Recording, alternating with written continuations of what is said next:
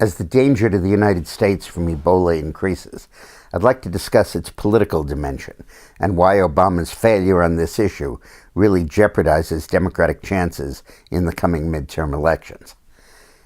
In this world of tremendously partisan divisions in our country, where Democrats and Republicans disagree on so many issues that are more or less 50-50 issues, like abortion and gay marriage and stuff like that, you have some issues where there's an overwhelming consensus involving both parties and independents and everybody.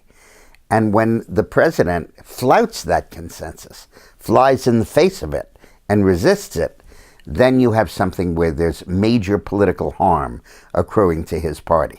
And that's just what's happening now with Ebola. The entire country understands the need for a flight ban to stop people from the West African countries where Ebola is rampant from coming to the United States, either on direct flights or on connecting flights through Europe.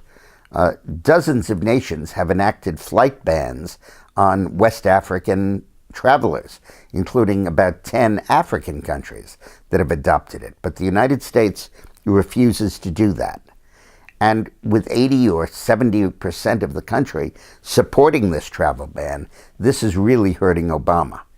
And then, of course, he's being hurt by the drip, drip, drip of revelations about how ineptly the Center for Disease Control responded to the Obama epidemic in the first place. They've been waiting for months to find out if Ebola was going to come here.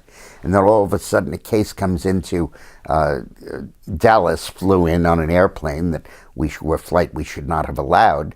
And he goes to Dallas, he gets diagnosed, and the Center for Disease Control under Obama sits on its rear and doesn't do a damn thing. The patient's left exposed in the emergency room for hours. 48 nurses come in contact with him.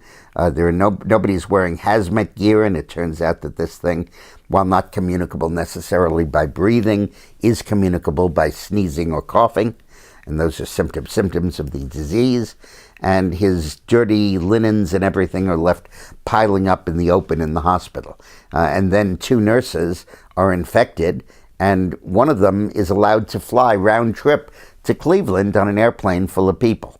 And may even have been symptomatic at the time she was allowed to do that. So this entire thing just shows the incompetence of Obama and how he basically is not paying attention to what's happening in the country. After he got reelected, he treats the presidency as a part-time job. But the fact of the failure to enact a flight ban, I think, is particularly telling. When you have a patient that has Ebola, you quarantine him. You stop other people from coming in contact. And when you have a country that has Ebola, you quarantine it. Ebola spreads either by human contact or by bats. Well, neither a person nor a bat can fly the Atlantic Ocean. This is about the only time in modern times that isolationism works, that this ocean really does provide us with protection, if only the president would invoke it. Now, it looks like he may be tending toward some sort of a travel ban. He indicated that the other day at a press conference, but that'll just be too late when he does it, because the disease is already here, the genie's out of the bottle, and it's going to be very hard to put it back in.